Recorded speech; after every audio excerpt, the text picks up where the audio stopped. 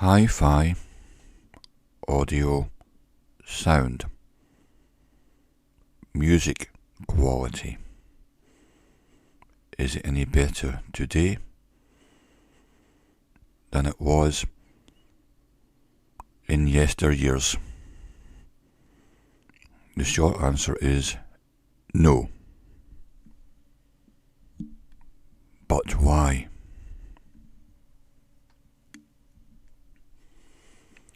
The sound we listen to these days on our various devices is highly degraded. A long time ago, in 1975, I was 15 years old, and I used to design my own hi-fi systems. However, I never heard a proper hi-fi system until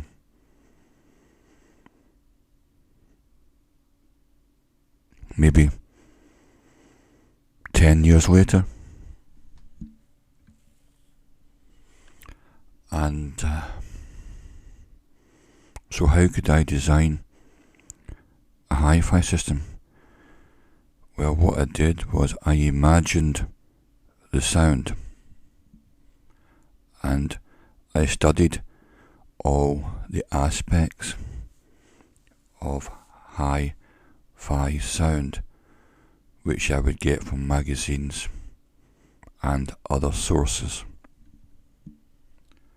and I became very knowledgeable on stereo sound and also on tuners, receivers, turntables, cartridges, tape machines. So much so that I actually submitted my designs to some of the most popular hi-fi magazines, and remarkably I even got an invite for the team to come in and go over and feature my systems. What they didn't realise was I was a 15-year-old kid and I didn't have a system. I just imagined it, and I drew drawings of the speakers and the equipment and turntable and submitted it as something that could be featured, and they actually took me up on this. So then I had to let them know I didn't have a system. So what's happened in the meantime is that music has degraded gradually, but particularly after 1995, for specific reasons. Someone's ear today, the way that they hear things, is quite different from the old days, because now people have been conditioned. It's the same with many things, but music is what we're talking about here. People have been conditioned into accepting a compressed and highly degraded sound spectrum. And it's clipped, known as clipping, which means parts of the sound are cut off at the top end and the bottom end. This allows for more efficient compression, which saves memory space, and you can transmit and stream it with less expense. And this means that they've had to get people to accept an inferior sound, because if you got the full waveband, it'd be too expensive and too slow to transmit. But say, for example, you purchased a piece of vinyl record or something close to a master. You think you might be able to solve that and play it on your own hi-fi system, but that doesn't solve it because it's in the master. What happens in a studio these days, we have an engineer, we have a producer, we have a mixer and a master mixer. And all these people together have been doing these jobs for a long time. It's been their career. And the engineer's job is to set up the microphones and make sure the instruments get recorded properly to the highest quality. The mixer's job is to mix all the recordings together to get the right balance. The producer's job is to make sure everyone else is doing their job, and also the musicians are being given the proper space to create their work. So the producer's looking after the musicians' art, their creativity, to make sure the engineers and the mixers don't degrade what's been recorded. So the producer needs to know everybody's job. And the master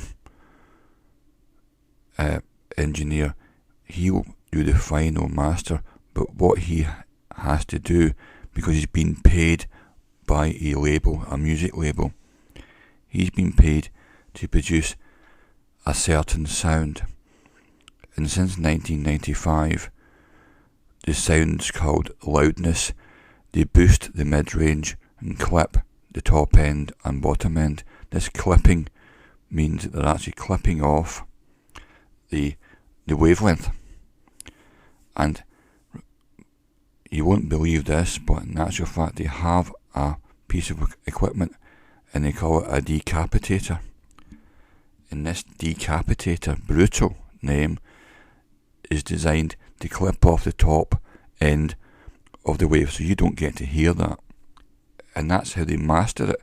And then they boost the mid-range. And what you get is this artificial, awful sound. But why do they do it? Because that's how they get hit records. They copy any other record which has been a hit and say, we want you to make it sound like that.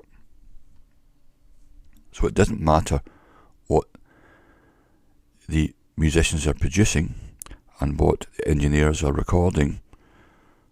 And the first mix, the master mixer, has to turn it into a corporate, artificially enhanced sound, which means distorted.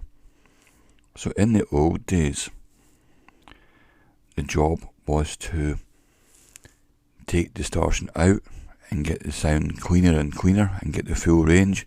Now, it's the opposite. If you get a very clean sound, that's seen to be bad. So they actually go to an awful lot of trouble to make it sound clipped and compressed.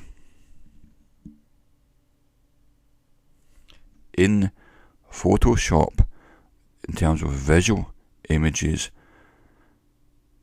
there's something called clipping on that, and that's when you're looking at your photograph and you find that the actual range of tones is being lost at the top end or the bottom end, the white or the black, and it's called clipping.